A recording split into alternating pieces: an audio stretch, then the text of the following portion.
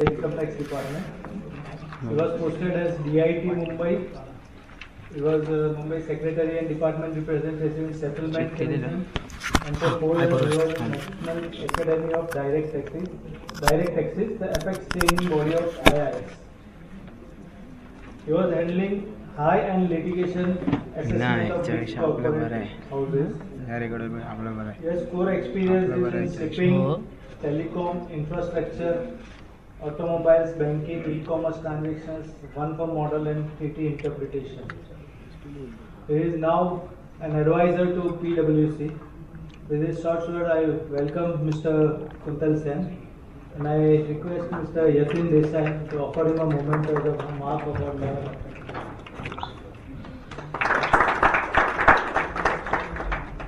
Mr. Kuntal.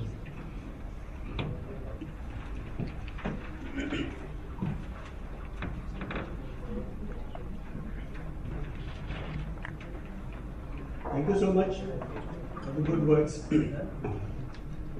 Good afternoon to all.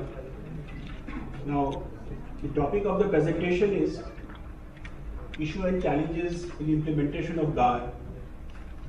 But before that, I would like to reframe the topic considering at what time and who all my predecessors were. The first challenges and issues and challenges in presentation of the GAR before this audience. First reason is that we are discussing something which is not there. Honestly, I found it a huge challenge and how to visualize something which will come into existence at a future point in time. Secondly, this is the post-lunch session. That's another challenge I'm facing. I hope you will cooperate. And thirdly, I'm not among one of the 3 illustrious predecessors in the morning sessions. I'm a gentleman, and so I know I am faced with a huge challenge. That thing apart, now coming back to the first challenge,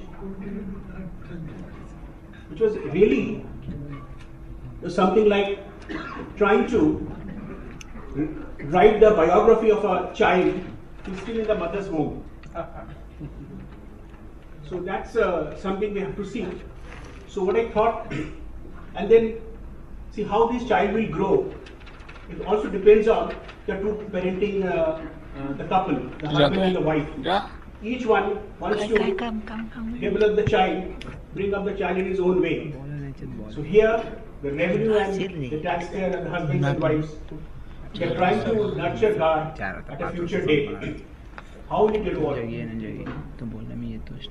So for that, what I thought that I will not go for the informative part, the granular description of God, because there is an overdrive of literature on God, and I will just take up certain key concepts of the God, and to see, since we do not have any precedence in India on God per se, how it can evolve, what could be the thought process of the revenue as well as the taxpayer, depending on international experience. Because there are a few countries where GAR is on roads since quite some time. From Canada, it's there since 1988. So my endeavor will be to pick up some of the crucial nuclear points from the international experiences of implementation of GAR in these countries and try to see how they can operate in the Indian ecosystem. Secondly, I will also go through the whatever theoretical evolution that GAR has gone through since it was conceived and then put in the statute. There was the DTC 2010. There is a judicial GAR. There was the enactment of GAR. Then there was the expert committee of the Shom committee. And then finally, the Finance Act 2013 model of the Act, of the provisions. So I'd also try to see how this package has been presented to us in the time allotted to us. And here, I would try to make it interactive, since it's a totally blue horizon. So it's also my endeavor to explore with your experience how we can evolve a guard which will be efficient, just and fair, so that both the husband and the wife are happy. With this brief background, now this is going to be the scheme and content of the presentation. First, in brief, I would just like to walk you through the scheme and architecture of guard. Then I'll take some few examples from the expert committee, which many of you will already be aware of, these illustrations on applicability of guard in certain context.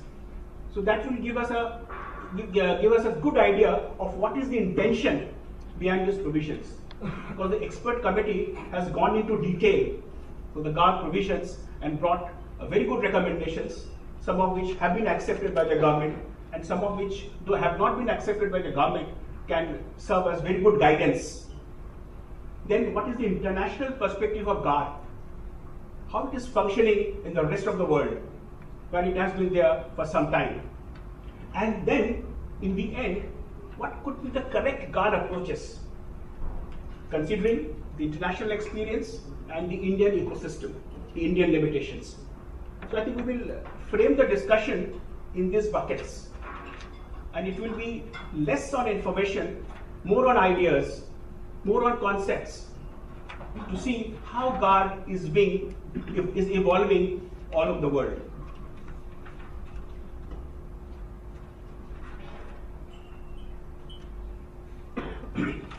Now, this is very obvious. Now, to think that guard is a completely new concept, I think will be a misnomer. There was judicial guard, and I thought I will flag this very, very critical observations in the celebrated Vodafone case. See, do you think,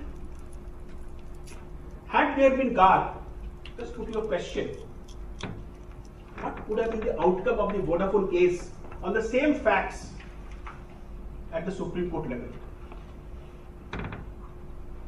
There is an inkling of this in these observations, which I just like to repeat. Lack of clarity and absence of appropriate provisions in statute regarding the circumstances in which judicial guard would apply has generated litigation in India. Vodafone was part of that litigation. Not only Vodafone, after the Aditya Birla and host of such cases. Now here, please consider these observations of the Honorable Supreme Court. Legal doctrines like LOB and look through are a matter of policy, and it is for the government to have them incorporated in treaties and law to avoid conflicting views. Now suppose this decision this fact was before the Honorable Supreme Court after 1/4/2016. What the Supreme Court here is mentioning, that we have taken a call on certain facts and circumstances depending on the law as it's prevalent today. But suppose there was a law which allowed us to look through rather than look at Section 9. What could have, I don't know what could have been the decision.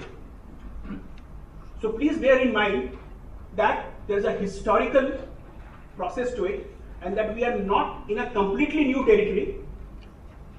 We have some history to it. It's not a very oft used beaten track, but then there is a judicial guard, which the Supreme Court said no, there cannot be judicial guard without a statutory guard. Now the statutory guard in place. So please bear this in mind. I'm not trying to conclude anything, but just giving a thought that please go back and see what would be the Vodafone decision on the same facts if there was statutory guard. Now, this churning has resulted into the following. Statutory guard introduced 2012, then it was deferred to by 2 years, and it brought in some very, very important flags, important triggers which we have to deal with when GAR is in place. The main purpose. So I thought right in the beginning, while we discuss it, let us bear in mind the nucleus of this provision, the embryo of this provision. Main purpose to obtain tax benefit. Please bear in mind, whenever you are looking at a GAR case, this has to be tested. Onus on taxpayer. Now, this is again a question. I do not know whether it is debatable or not. So, who is going to prove? Onus on taxpayer, as the provision goes, it says that unless not proved by the assessee, it will be taken as that it is a GAR. It is the assessee who has to prove that my main purpose is not tax benefit. This presumption is built in the Act. But when we go to the provisions, you will find that there are two tests of GAR. One is the primary test, that is the main purpose test, and second is the secondary tests, 1, 2, 3, 4. So is the onus of the taxpayer only restricted to the primary test? After he has proved the primary test, does the onus shift to the revenue for the establishing the secondary tests? This is something we have to bear in mind. So while doing the GAR case, both from the revenue side as well as from the taxpayer side, it has to be borne in mind what is my onus. We will discuss through this presentation various aspects of this. Third is treaty override. This is again a very challenging condition. Normally, whatever is beneficial to the taxpayer between the treaty and the statute, that is accepted. But here there is a treaty override. How do we get over it? Suppose a DTA has anti-avoidance rules embedded in it. There is a LOB clause. Will the treaty override still continue? The expert committee has made some observations on this, so we have to handle this. And last but not the least, the administrative part. After having done all this, the main purpose, the documentation, having clarity where my onus lies, where the revenue has to prove, whether I want to treaty override, I have kept it aside. Now appearing before the panel. That will be again a challenge. And this will be a very high-powered panel with a report which has passed through the musters at the hands of the assessing officer and the commissioner. Just see the enormity of this. A report after lot of verification, examination, investigation has been submitted by the assessing officer for approval of the commissioner, and the commissioner is satisfied that here GAR applies, and then he has sent it to a very knowledgeable panel. One of the members is a High Court judge. One of the members is a Chief Commissioner of Income Tax, and one an eminent academician or expert. So I thought I will give you this, brief roadmap before we get into the discussion, the granular discussions. So this will be the broad perspective, I believe, for handling GAR, both for the revenue as well as the taxpayer.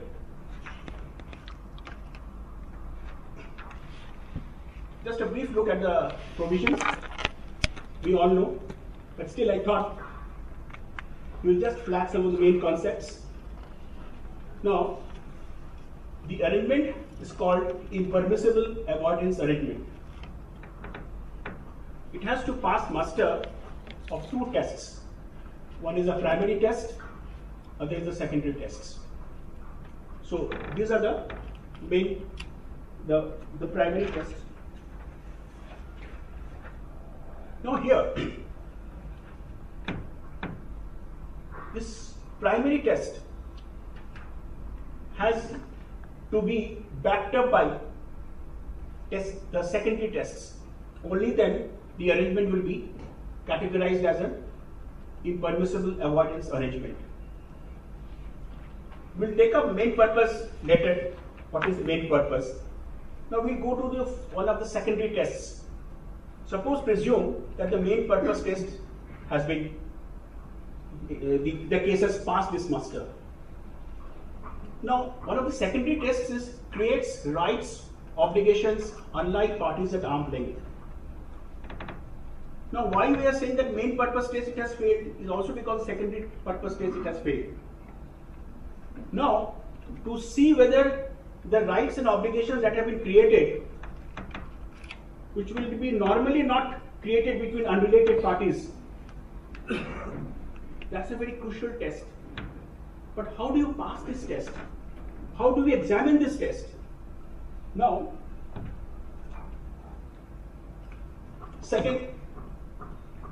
this kind of a transaction results in misuse or abuse of tax provisions. How do we face discharge of the revenue? Or how does the revenue establish this?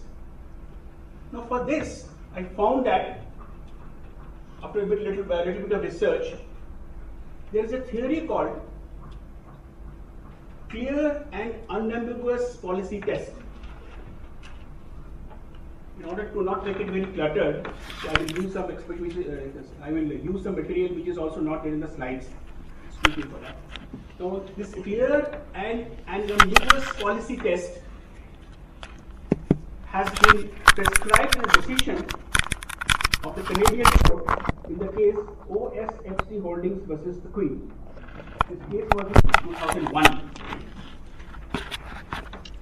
Now, in this case, what does it say? It simply says that to test whether it is an abuse of a provision, whether the main purpose is for tax benefit, we have to go into the intention of the legislature. If the statute clearly spells out the intention of the legislature, yes, what is the purpose of this provision, then it is not, guard is not difficult to apply. In this decision, the Canadian court then says, but the clear and unambiguous policy test will make guard administration of guard difficult if the legislative policy is not clear on this. Now, based on this, we have to see where we stand. Does the language, the drafting, the scheme, the process as found in the statute pass this clear and unambiguous policy test? So for this, the background literature to provisions will be very important. I'm going into very basics. So suppose there is a case of misuse of treaty. To show that whether the legislative policy in bringing up this provision, the second secondary test, we have to see that what was the intention of the legislature too. There are certain SAR policies here. Specific avoidance rules are already there in the Act. So we have to go to the explanatory notes, memorandum of those provisions to see what could be the legislative intention, whether this legislative policy test passes. So this is the basic test for judging or examining this issue. Next important issue is commercial substance. Now, it is an oft-used expression, but there is no final clear-cut answer to it. Can you please explain, any of you, what is commercial substance through an example? Sorry, I'm just trying to find out, because I found it very difficult to find an instance where I can, distinguish commercial substance from business purpose or economic substance. We use these words very loosely. Presently, it may not pose difficulties to us. But when guard, we have to be very, very clear and focused on these concepts. Because our case will depend on, both the case of the revenue and the tax will depend on whether this commercial substance or not. An instance which came to my mind is, a company may sell an office, very simple, and then may again lease it back. So what will be the commercial substance flowing out of it? The commercial substance flowing out of it will be that now the assessor will try, the taxpayer will try to show that this has been sold. It has been leased back. But what is the commercial substance? Commercial substance is that it has not been sold. The whole case now in this, suppose it were a GAR case, it will depend on whether actually it was sold or not. I hope it's clear. It's such a nuanced point. Please let me know if it's clear. But sir, if it results in substantial flow of cash, if the business, the seller desperately... No, we are going to that. See, this is only one of the test systems. Yeah. I'm not saying that. But commercial substance, you have to understand very clearly. There has to be absolute clarity on this. Because now we try to interpret, I was just discussing during the lunch break, we try to interpret concepts in our best interests. The taxpayer will say, yes, commercial substance hai. Revenue will say, no, nahi hai. So it's not so. GAR is not that easy. So is it something, comparing brass plate company versus, full-fledged office structure, etc.? Exactly, yeah.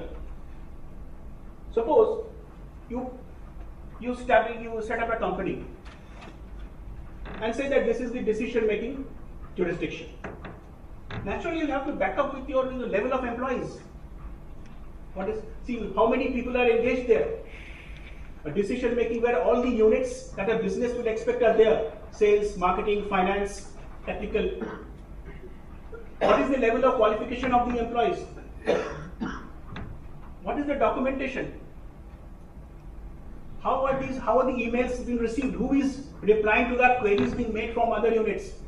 So this will establish commercial substance. If it is not there, it will be difficult to pass through GAR test.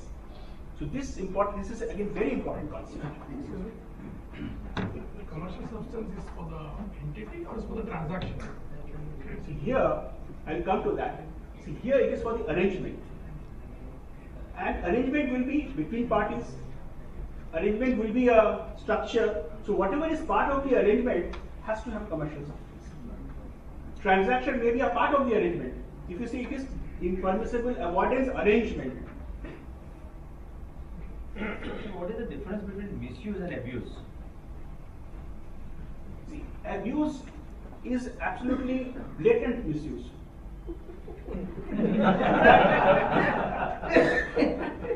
That is how. See, you are misspelling a word. Suppose a competition, suppose COMPTI, you just omit to mention I. So there is a minor mistake. Abuse is that you say COMPATISHION. Okay. So this is all about extent. In the context of, see, suppose misuse and abuse have the intention behind it. Misuse could be accidental, whereas abuse could be intention. Could be, yes. It's a mens rea issue. Good point. Yes, mens rea issue. Yes. It can be inadvertent. Yes. But again, I will come to that. The judicial decision which says that it is extent also matters. Extent and intent. So we'll come to that. So now, why? Huh? Misuse is a lesser event. It could have inadvertent accident. The moment you say misuse, it means there is a, But there is hardly any difference between those two. When it comes to application, if it is only a misuse, GAR will apply. So it did not mean abuse. So there's not much point in getting over it. It's how you present it. Yes. Where is the bright line? bright line test.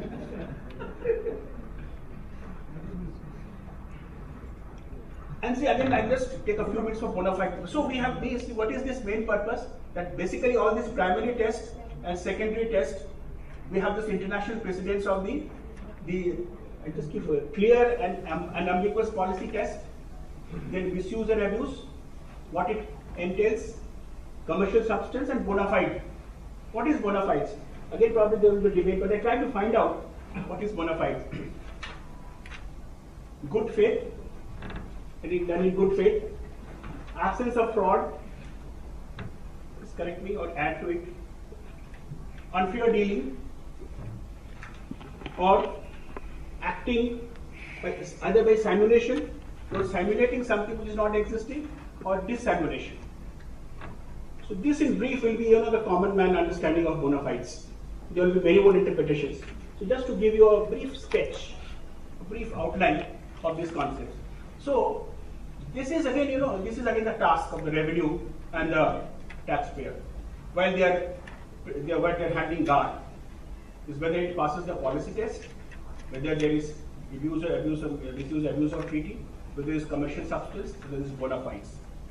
Here, This clear and unambiguous policy, that is what is creating more issues. For example, circular number 23 of 1969, very wisely worded, way back in 69 on international taxation. Now in those days, while issuing CBDT would have thought this is the right kind of circular. Today, lawmakers think that no, this was not proper. exactly. So and then retrospective amendment comes. That's why I say this is our topic is issues and challenges. So these are exactly, this is my point. In India, it is very difficult to have this test get through. There are very few provisions which will pass this test. Exactly. So we do not know what is the legislative intention, because intention changes like weather. So these are the difficulties, and we have to handle them. For example, even after GAR, you will find that so many literature, so much of decisions have come. There is an expert committee, there is a notification, there is a finance minister's speech. So all these things have to be taken into consideration while we are handling GAR. So this is our challenge. Now again, commercial substance, I am not getting into the nitty-gritties of it.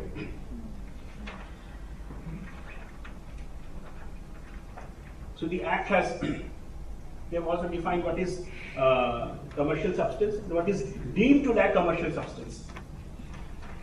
Apart from our concept of commercial substance, that selling and leaseback instance.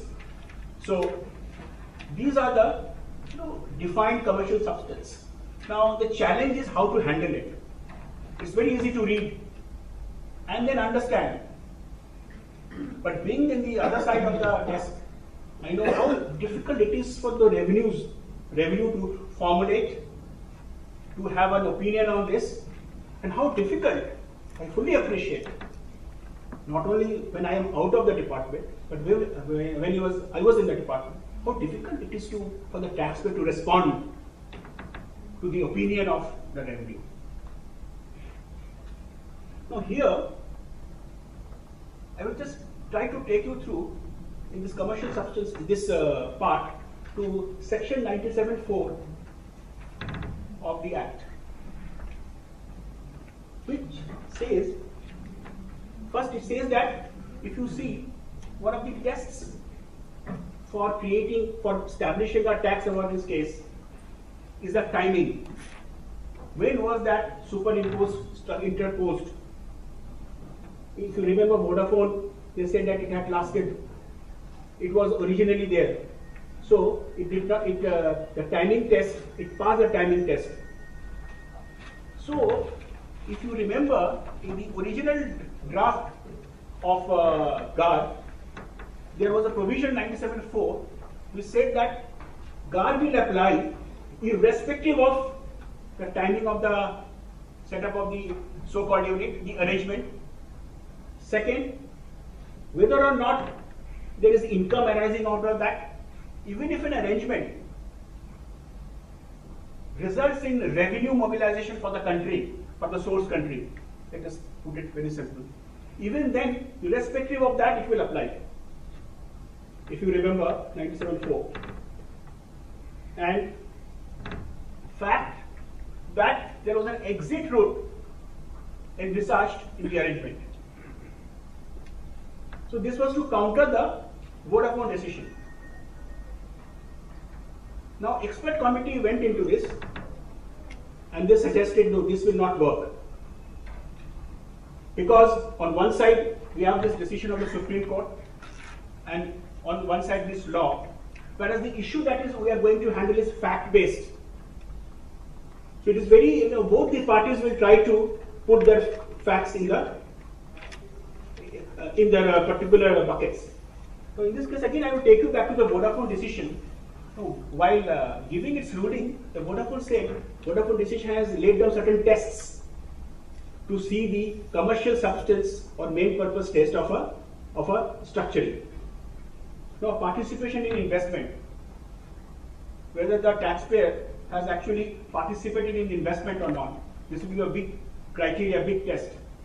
Secondly, duration of time during which the holding structure exists, whether it exists for 2 years, 3 years, 4 years, 5 years, 1 year, 6 months, or even 10 days. I have seen cases where the structure was created, the transaction took place, the structure went off the records. Period of business operation in India. This is one of the platforms on which the Supreme Court, again in Vodafone, they based their decision. They said they have huge interest in India, so there is no question of making further tax planning. Generation of taxable revenues in India. So the ground that the taxpayer can take is that why shall I avoid tax through this arrangement when I am already paying so much of revenue to your country? And that's a valid argument. And after the exit, whether the business continues. So these were certain tests given by the Vodafone decision. Now, since by this 97-4 in the original draft, all these tests were put to nothing, they were nullified, Shom Committee made a representation, made a recommendation, saying that this may be there, of course, but a holistic view has to be taken. They cannot be totally ignored. So if you remember, in the 97-4, section 97-4, now the present act, it says that which may be relevant but not sufficient, these factors.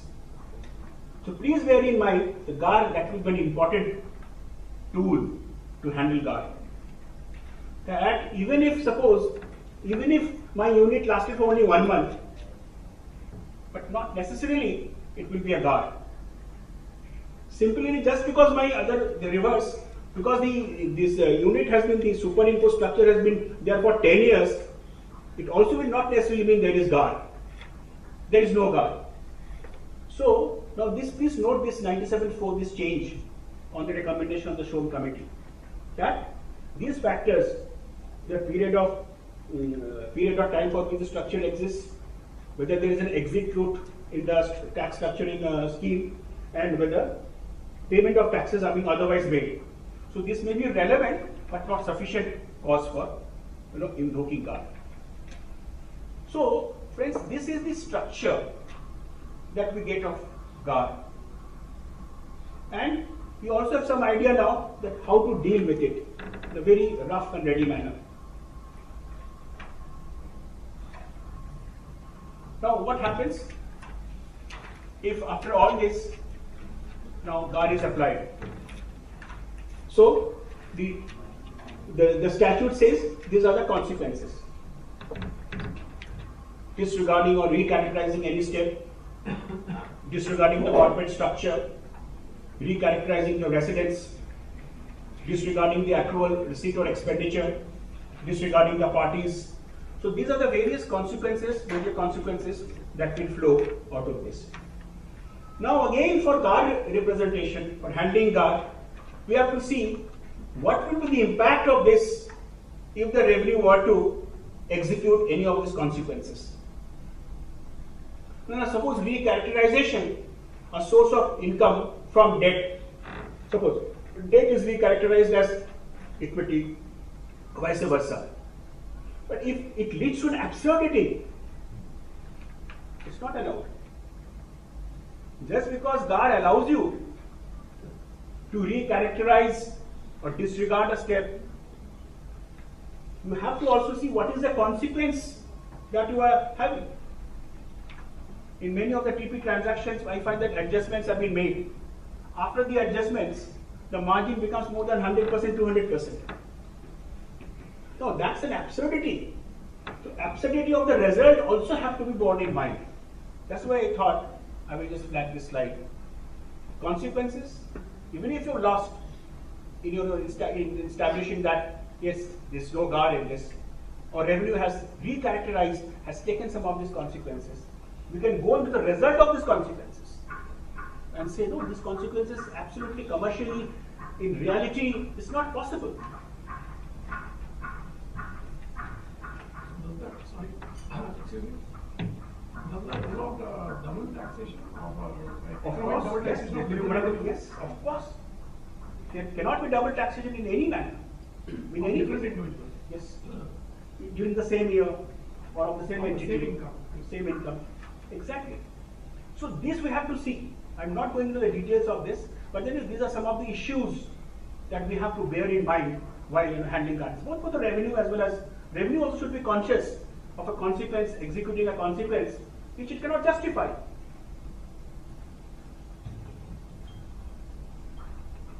Now this adjudication process, I'm not going into this in detail. This is an administrative process. Only thing that I said that it's a very high-powered, knowledgeable, and very responsible body, responsible panel. The process has been made. We have to give credit to the legislature that it has been made quite risk-proof in that sense. I hope it works well. Just as APA is working well. APA is working well because of the structure and because of the quality of the people involved. So this is also, the intention of the legislature is very clear. It's not going to be one of those flippant bodies. It's going to be a serious body with people with knowledge and sense of fairness. Let's hope it works. Then this alternative, now see what are the alternatives? We know that AR is available.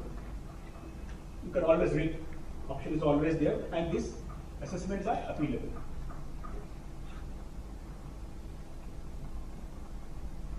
Now, we know that now this notification has come in I think October 2013, which has again lent further clarity to the GAR statute. The monetary threshold is INR 3 crores in aggregate of all transactions. So any transaction which is less than this will be outside the ambit of GAR. But here is a catch there. Now, all parties, it has to exceed 3 crore. Suppose one of the party has less than 1 crore, less than 3 crore. So it will be an issue for him. Second, in the transaction, how do you quantify, how do you measure this amount in the beginning? So that's an ambiguity, I think, that needs to be addressed. Then this is very good step, exemption to FIIs. If you are SEBI registered and you have not asked for any treaty benefit, you are out of GAR. There's also that this offshore derivative instruments of derivative investments by non-residents, that is also GAR exempt. And whole or part. If you recall, in the original draft, even if only a part was, suppose, superimposed, questionable, then the entire scheme was put under the grills of GAR. Now they have, on the recommendation of Shom committee, they have changed it, and they have said that in such a case, there are 5-6 steps in a structure. Out of this, if only one of the steps when the arrangement is subject matter of GAR, then only that transaction or income arising out of only that part will be applicable. So they have reduced the impact of the earlier legislation. But the result will be as a consequence of all those steps. So basically, when you are talking about the earlier slide about the absurdity of the result, Yeah. how will you correlate this? That would be basic, that would be basic. Those are the basic requirements as we discussed. So again, this has to be again, aligned with each other. It's not very easy. So all these things have to be aligned, and then a case presented before the revenue authorities. Again, see whether it is whole or part. That also again are questionable. The revenue will try to bring out a case. It's not a part of that. It's not a part transaction. It's a whole. For example, the Vodafone, the entire structure is there out of India, right from Cayman Islands down. The issue is that whether it is one structure or it's a part structure. So those interpretation issues will be there. But to the extent possible, they have said if it is established that it is only part of the transaction, and this part is only resulting into tax avoidance, then effect will be only restricted to the income arising out of this part, not the whole. In Moda Point kind of a transaction, it will be applied only to the Cayman Island company, not the Mauritius company. Yes. Whole and part. Yes, I think so. So that's the tricky budget case. Yeah. For example, if you remember the Aditya Birla case, High Court, where the decision was in favor of the revenue, then what had happened that this US company had floated a subsidiary in Mauritius, right? But had restricted its rights. The agreement between the US and the Mauritius entity, the US parent and Mauritius entity, was that the Mauritius entity will be only a permitted transferee. It can transfer the shares of the Indian company which is holding only with the permission of the US entity. Second, US entity, although it had transferred the shares of the Indian company to the Mauritius entity, it had yet retained its right on it by being a participatory shareholder. In the agreement between the two parties, these conditions were there. So, the revenue built up a case initially that this Mauritius entity is only a pass-through entity. So, the capital gains exemption will not be available. Now, the Honorable High Court looked at it in a very interesting manner. I was on the side of the revenue in this case. I really appreciate it. They said they did not accept this argument. Then why are you saying this Mauritius entity is a conduit entity? It has done some business. It has been there for some time. But what they said is that, now look, please let us look what is the investment pattern, how the investment has come here. Where has the money gone? And then what is the agreement? Is there any control of the US company or the Mauritius company? So control was established through this condition clauses. There were all 3-4 more clauses. And it was also found that when the Mauritius entity purchased the shares of the Indian company, the money was directly paid by US. Now, based on these facts and certain many other facts, I'm just giving you the core facts, the Honorable Court held that this is a case which has not to be tested on the Indo-Mauritius Treaty, but an Indo-US Treaty. So they did not, see, they said Mauritius circular applied. But here we find because of the investment and the control, actually it is the US company which has undertaken the transaction, and so it is the India-US Treaty that will apply. So these types of situations will arise. So that we can also take such arguments that suppose a treaty between two countries, a multiple transaction where multiple countries are involved. Now we have to see each of these treaties which is favorable. Revenue will say which is favorable to revenue, and they will try to apply that treaty. We'll come to certain examples when we'll discuss this. We'll come to some examples. Now this grandfathering provision is very important. There's a catch there. Do you get any catch here? Can you get any subtle catch here? You should be knowing. GAR not to apply to any income on transfer of investments made before August 30, 2010. And GAR to apply to any arrangement in respect of tax benefit obtained on or after April 1st, 2015. Now, what is grandfather? Income. Income, investment, arrangement. Income, What is that? income from transfer of investments, only capital gains. That's right. Is the only thing which is investment made prior to this date, and only capital gains income arising out of it is grandfather. Rest is all fathered and son. So please bear this in mind. So arrangements involving payment of interest, royalty, etc., irrespective of date of agreement, are applicable.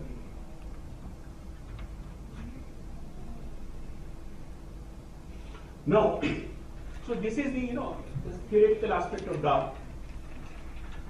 We have seen commercial substance, what are the issues arising of all that. It's not possible to come to any conclusion. Now, I will take some examples to have guidance, some examples given by the expert committee to show whether GAR is applicable or not. Since this is a committee, it's a neutral committee. So if you remember, before this, there was a paper issued by the Revenue Department on GAR examples, which was found by the stakeholders to be very one-sided and inadequate. So now when this committee was formed, they went into those instances, also collected their own examples and tried to show what exactly is GAR for our education. So I thought that let us, in the Indian context, how it can evolve through the eyes of the expert committee. It will be a good guidance for all of us, the revenue as well as the taxpayer. Now, example 1, they say that what is the difference between tax evasion, tax mitigation, tax avoidance and GAR.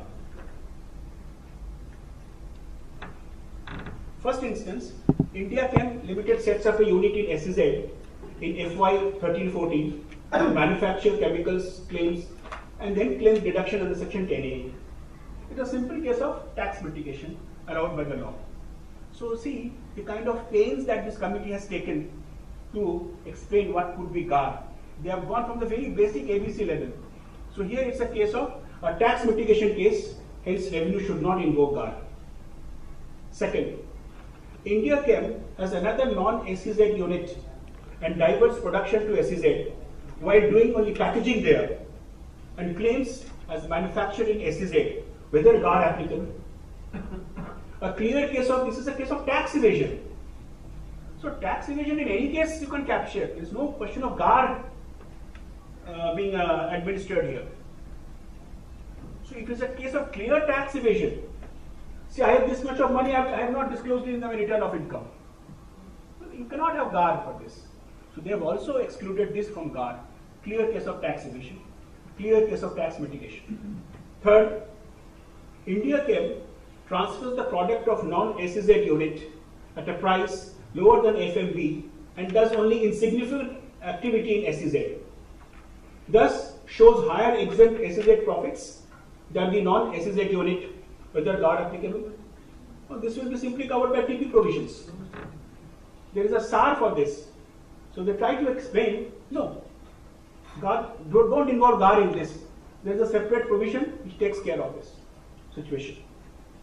Fourth situation, SEZ and non-SEZ unit work independently. India Chem gets new orders to SEZ unit. Only work in SEZ unit gradually declines. No shifting of any equipments. Can GAR be invoked on the ground of reconstruction of business? Again, the expert committee says, no, please go back to the section and apply that section. So no need for GAR here.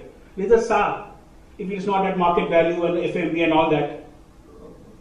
So, in this excellent manner, they have first tried to mention in example 1 what cannot be GAR, what is not GAR. So these are certain cases of tax mitigation, tax evasion, transfer pricing cases, SAR, which cannot be made, subject matter of GAR. Here is a case. This is a case that we were just discussing. Now, there is a treaty between country. I hope you are able to follow the slides. So I'm not explaining. Now here what happens, you see the funding part. It comes from Y Limited to A Limited. So the expert committee says that now only this country A unit is only to avoid tax. So there is GAR. But subject to Mauritius Treaty and the respective provisions of the treaties. If there is an NOB clause, so that clause will test the veracity of this transaction. And if in Mauritius in the circular, so this will not apply. There is one simple case where GAR will apply because this A Limited does not have substance.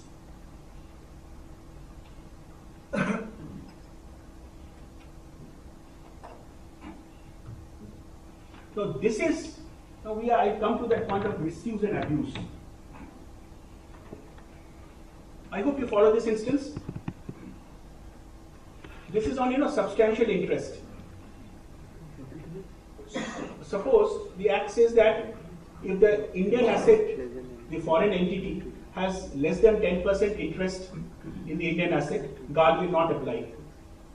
But you split your entities, you create two WOs, and then split this 20 into 2. It's a case of GAL. You are abusing the provision of the treaty or the Act. And then it does not pass the clear and unambiguous policy test, because it is the intention of the legislature to exempt only a non-substantial interest in the Indian asset. It is a clear case of abuse of a provision. So you are splitting your interest of 20% by creating 2 units, and then you are transferring the assets. Let's say one of the K or L was held by a third party, and then A buys the shares in one of those companies later. It's not created to split. It was already there that way. I think yes, you can have some commercial substance, yes. You can do commercial substance, then you will be out of this. And there's no misuse. Yeah. And if that company has substantial business, Yeah. that also passes the business purpose in commercial test. There will be no GAL. But here is a clear case of GAL and absolute abuse of treaty.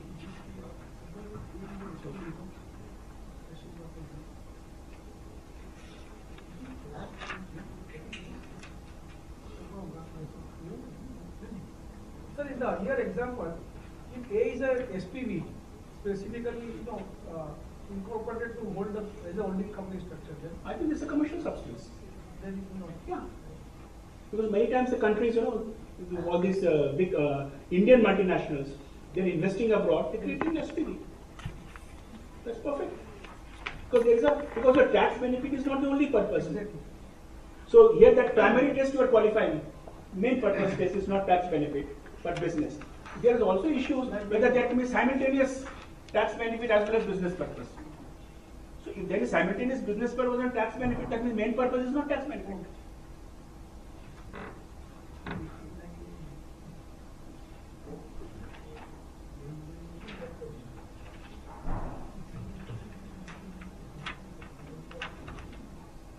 Now this is one example.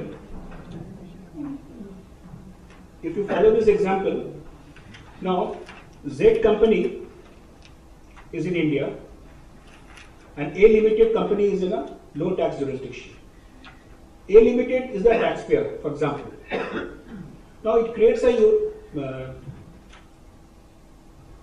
director of Z company now wants to show that there is no P in India, for example.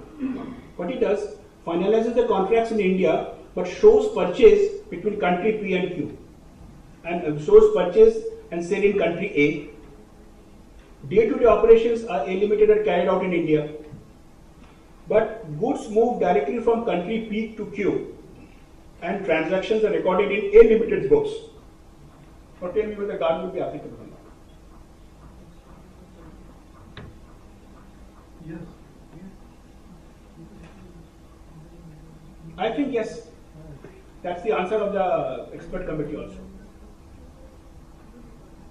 So here the whole entity you are creating just to de-link the Indian connect. Because the sale is directly between those two countries. It's very important to say the pure, and this is also a trading company, export-import company.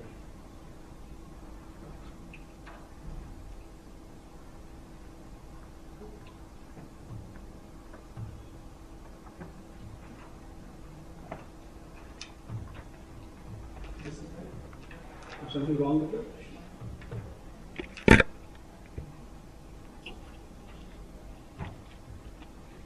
But here there is an issue. Now again coming back to that, if they are related parties, then, and if it is compensated arm's length, then there will be issue of transfer pricing. I hope you got that point.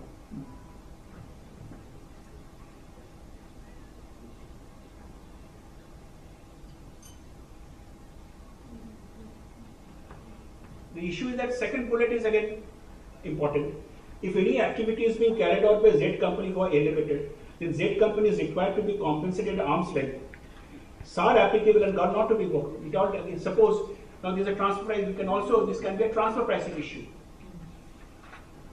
It can be a guard issue, it can be a transfer pricing issue. As we were discussing in the first half, that now these are the issues, overlapping issues will be there.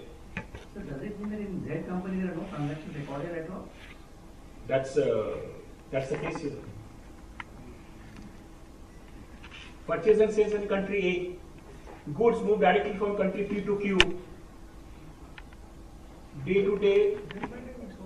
So how would somebody come to know what Z company is actually? That's the job of the revenue to do.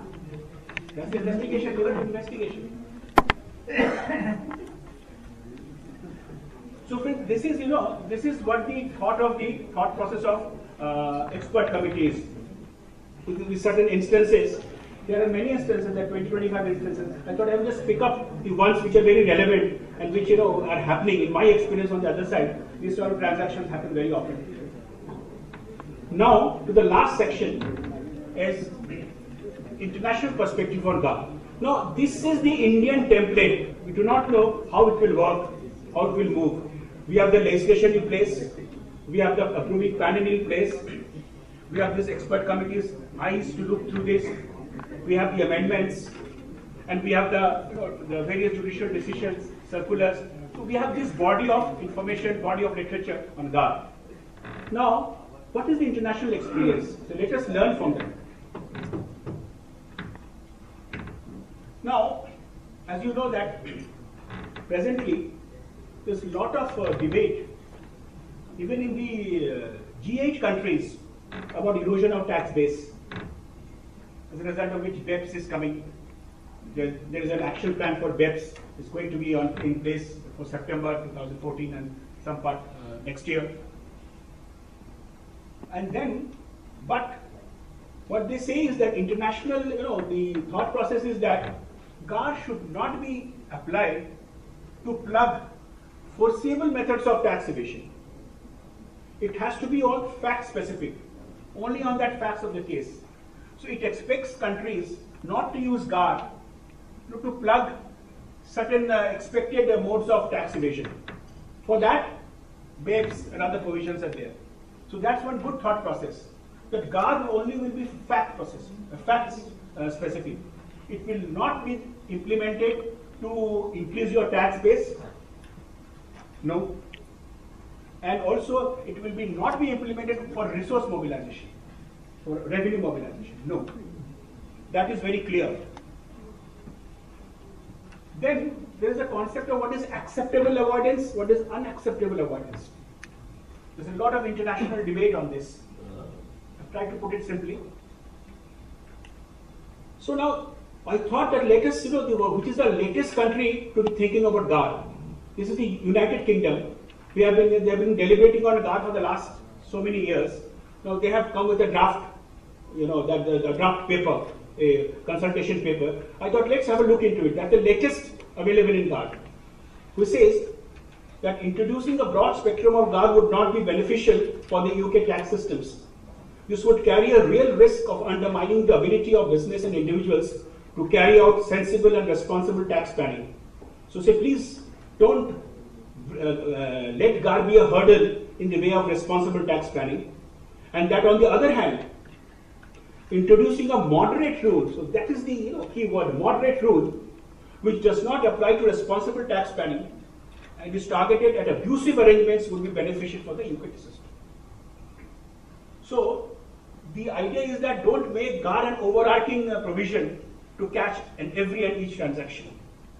It's only the extremely abusive transaction which you catch under GAR. So this spirit can be, whether we do not do in GAR in India, but this will be the spirit under which GAR will be implemented.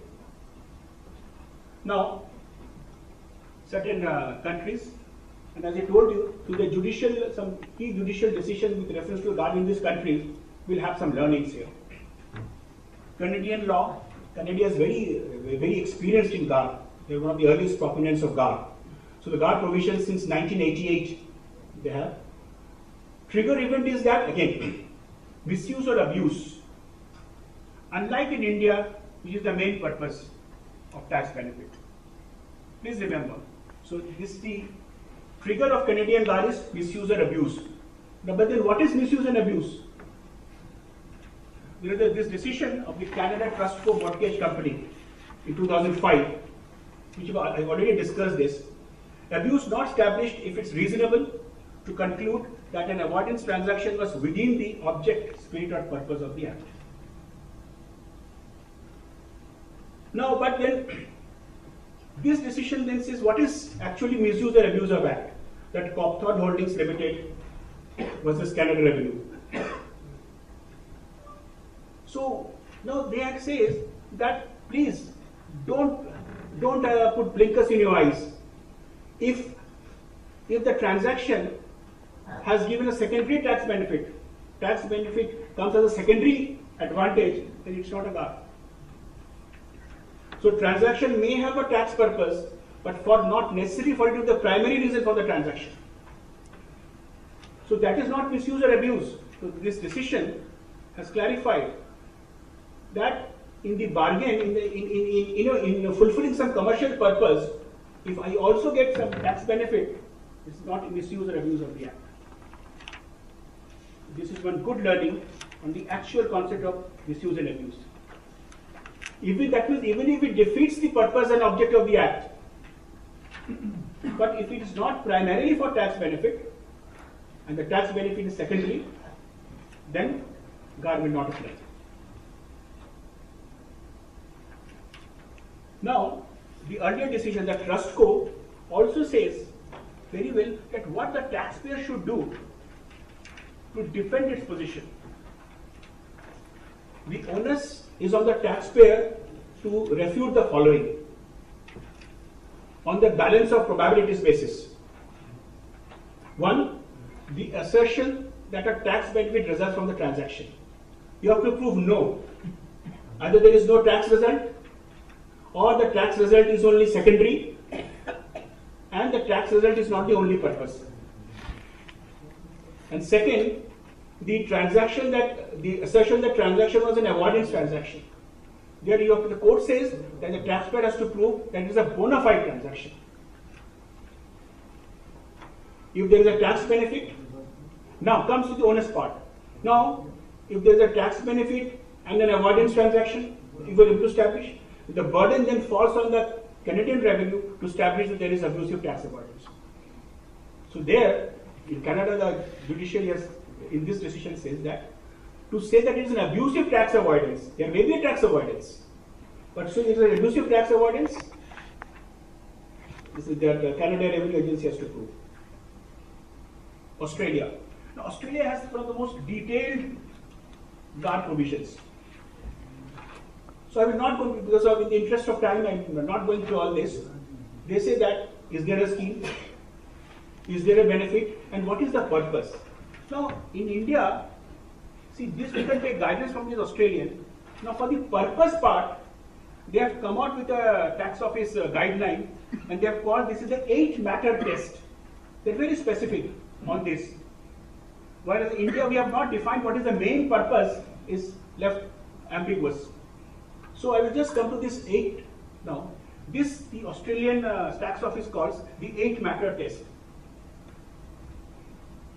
Manner of entering the scheme, form and substance of the scheme, time of entry and duration of the scheme, the income tax result that for part A would be achieved by the scheme. Time is up to 4 o'clock. No? Yeah. Change in financial position of taxpayer that resulted. And I mean, these are the 8 specific criteria, and each GAR case is tested on these principles. So we can, for our use for the revenue, we can take guidance from this. So I thought I will share this with you. There's a very specific and detailed and very focused guidelines on GAR. Here are certain cases, instances in Australia.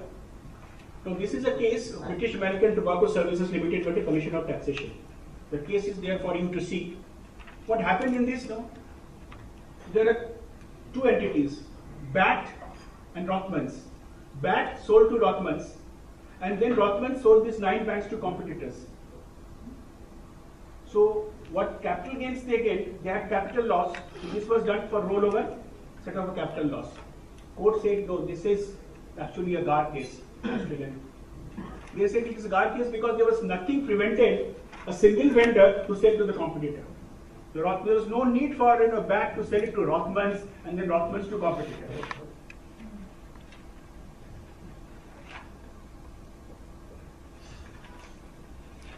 That's why, coming to that, they say there is no commercial or legal reason for disposition to be effected by a single vendor. Manner of scheme formulated and carried out explicably only by taxation consequences. If you read this case, this is a very good case, which elucidates the concept of GAR very well. And correspondence mandated, and then there was documents also in this case. Correspondence mandated to complete merger prior to entering into any contractually binding arrangements for the sale of relevant brands, which created the framework for claiming rollover relief.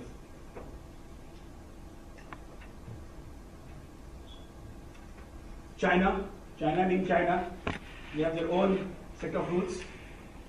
The trigger event is if an enterprise engages in a business arrangement without bona fide commercial purpose that results in reducing its taxable revenue or taxable income, the Tax Bureau has the right to make adjustments, but this is very important, based on reasonable methods. Now in this, coming back to our discussion on recharacterization, what we said, even after recharacterization leads to absurd results, that means the entire exercise has not been reasonable. Probably the Chinese GAR implicitly admits what we discussed in the earlier round. That's the point I wanted to bring in here. See, whatever you do, ultimately the result cannot be absurd. That's very critical to all, tax fiscal administration of fiscal statutes. Now, South Africa GAR, I don't have to discuss much, is almost exactly like India. India has taken a substantial portion from the South African GAR. So you please go through the GAR literature of South Africa, you will get a hang of what could happen in India. Any case law developed in South Africa? Or is too early? I didn't find, but their guidelines and their tax office circulars are very exhaustive. So you can go through it. It can be applied by interpreting the Indian law, Which one? Australian guidelines or South African. Why not? After all, you are only giving a perspective. We rely on OECD guidelines. We rely on UN model. So the world has become flat. So both the tax administration and tax representation has to also align. Of course, in my opinion, yes, we have to. Otherwise, how do we bring in the perfect model? That's why for these taxes, the G20, G8, they are bringing. That's why BEPS is the best thing to bring in. One of the purpose of bringing in BEPS is to have consistency in international tax policies, so that India does not go this way and China does not go this way.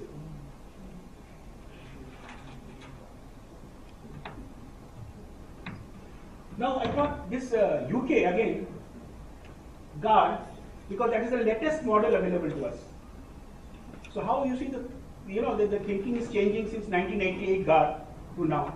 So UK says what is something in the McDowell decision, what they have said, artificial device, if you all remember.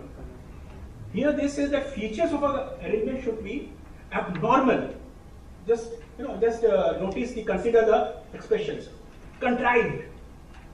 I mean, it is very clear this is of course not the act, this is a consultation paper. But what they're trying to arrive at is that it has to be absolutely blatant. Abnormal arrangement, contrived to achieve abusive tax result. It has to be very clearly an artificial device, an extremely visible artificial device. So this is again a tax law which because I don't have the time, so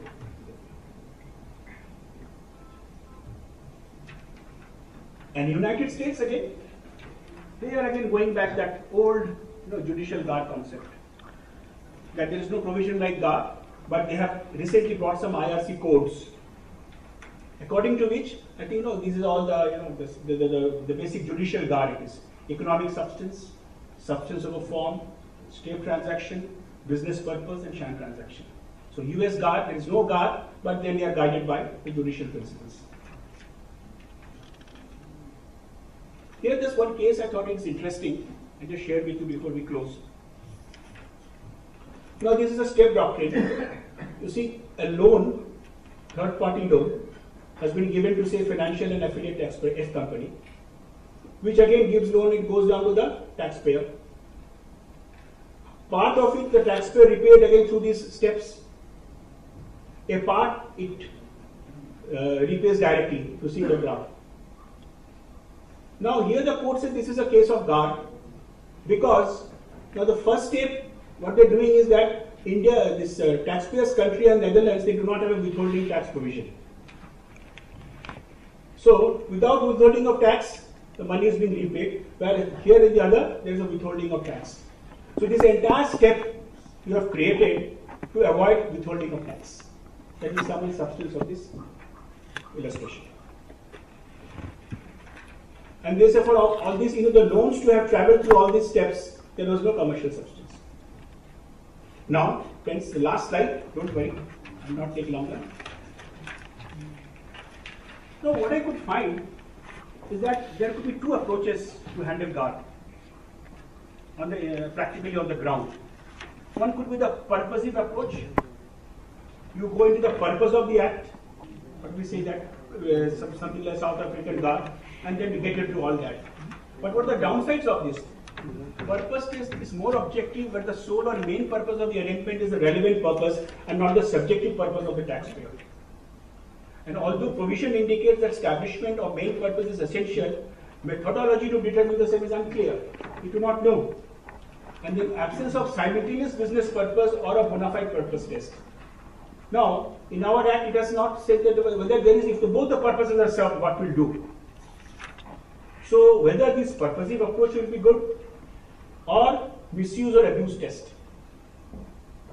That to prove that, see that how the treaty or the particular article of the treaty or particular provision of the act, it has been misused or abused. So, these are the two approaches.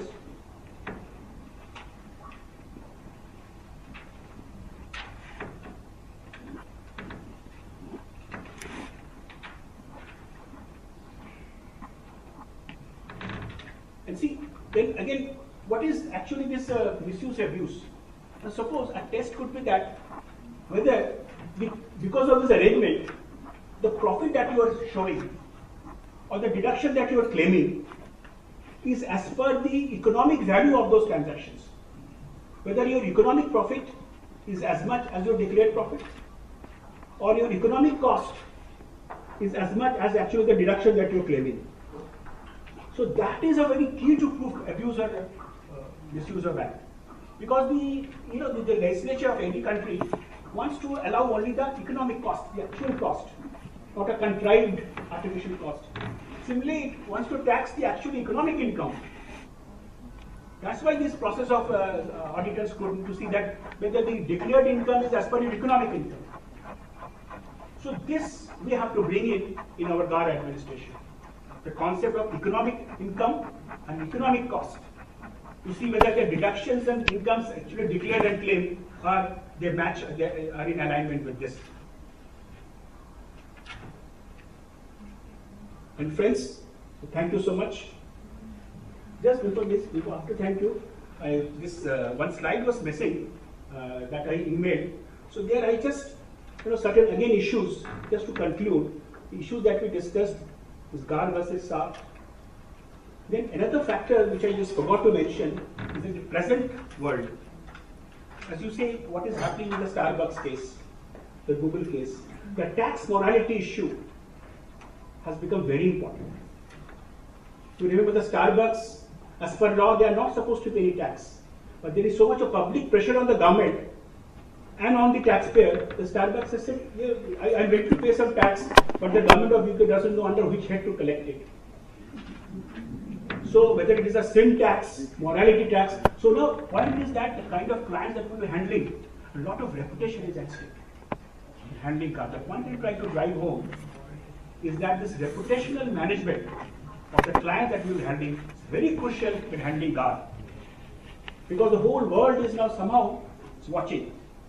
And what's happening in the G8 countries is a pointer that even in those developed countries it has become an issue with the people. So that will be one very important aspect of guard, how we handle this reputational risk of the clients. Then there will be certain issues with guard versus TDS.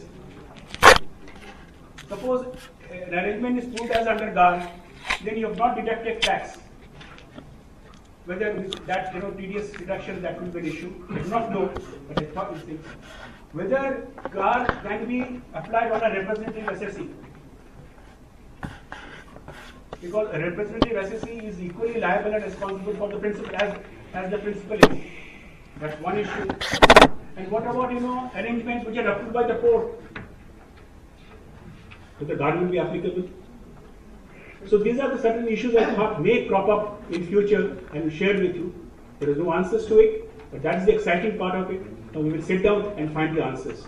Thank you so much for the patient hearing. Thank you.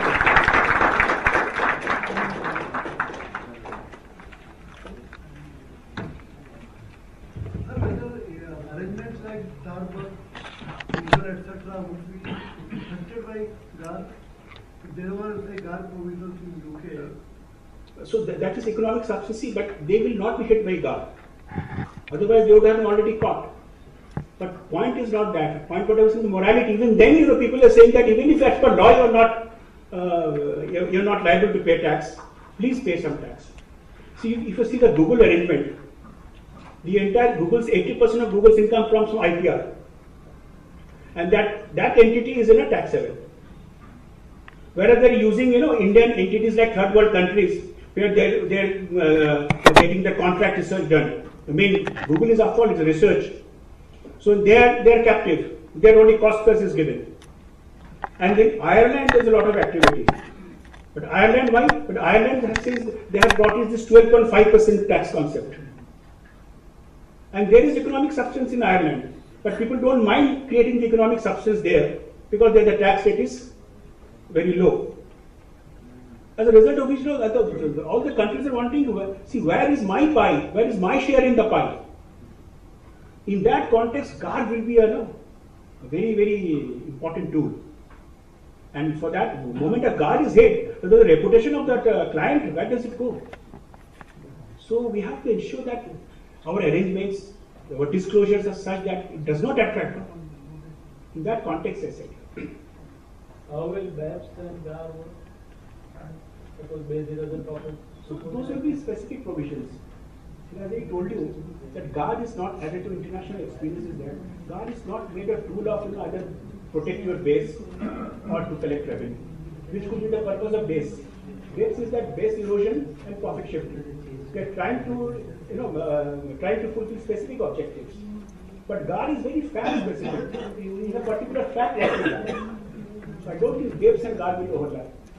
If properly implemented, and that's a very important. We have a UK coming out with GAR. We have Starbucks and the syntax and all that. In the same breath, you also have a patent box regime which is used in UK for they are attracting IPs to be housed in UK from other countries. So this is a tax competition also happening at the same time. So can we say that clear and unambiguous policy test is failing? Yes, because the world is baffled. Yeah. See, that's the world is baffled. It is digital commerce. See, where is the income arising? No one knows. So this yes, clear and ambiguous policy test will always fail. So the world has become one now. As fragments in the world is flat. So that's why we will slowly, moving to absolutely new normal. Something will be, all this will be passé after 5-10 years. We'll be all faced to face a new normal. There will be some new policies, new strategies. And then the BAPS is, a step in that direction, as I foresee 5, 6, 10 years down the lane. So entire philosophy of tax administration and tax compliance is going to change.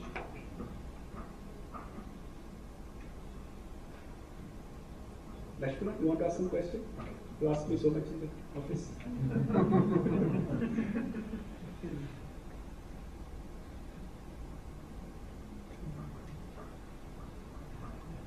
Thank you so much.